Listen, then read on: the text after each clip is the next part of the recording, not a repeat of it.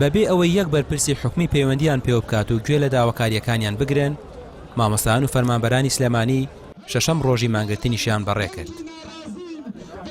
هیچ بە خاڵیاندا نایە. ئێستا من بۆ خۆم وەکو کوڕە شەهیدێکم، بابیشمە لە پێناو خاکەیدا بووە، منیش کە هاتووم خواویزەم لە ماڵ و منداڵ کردووە، بۆ مردن هاتووم، ئەم بۆی نەهاتووم بۆ مزایدەی سیاسی یان داواکاریەکانیان یان مردمان لێرە بە پێوە. هیچ بەرپرسێکی باڵا وەکو باڵا بۆ نمونە وەزیری تەلەفۆنیش حاڵی نەپرسیوە؟ نەخێر، هیچ. ئەوەی هاتووە هەندێک بەرپرسی حیزبی و بەرپرسیەوانە هاتوون، ئەوانەش هاتوون وەکو ئێمە بێدەسەڵاتی خۆیان نیشانداوە. کە سوکاری مانگرتوان ئۆباڵی ڕوودانی هەر کارە ساتێک و پاراستنی گیانی مانگرتوان دەخەنە ئەستۆی حکومەتی ماوە بەسەرچوو هۆشداریشان پێدەدەن.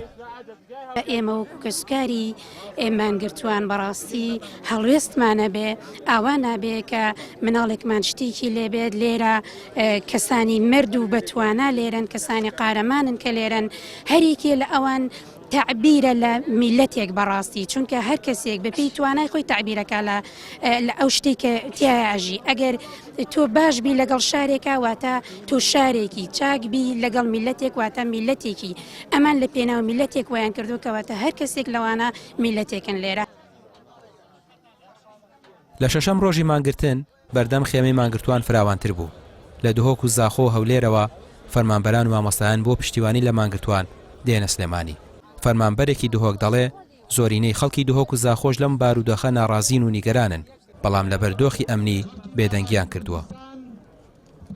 بارز نا والله كس رازينيا او يعني بنسبه رازيموني صدي 85 يعني خلقنا رازيا بري تشبكن يعني خلقك وقت بيجن متايبات لبادينان يعني ازاديه سنورداركيا ونشن را خود دار ببرون نشن بين ليرا وكو بشتوانيا وما مستو فرمان بريت مانگرتي كري تیمە تەندروستیەکان بەردەوام چاودێری دۆخی تەندروستی مانگرتوان دەکەن. سێ لە مانگرتوانیش دۆخیان تێکچوو ڕەوانەی نەخۆشخانەکران.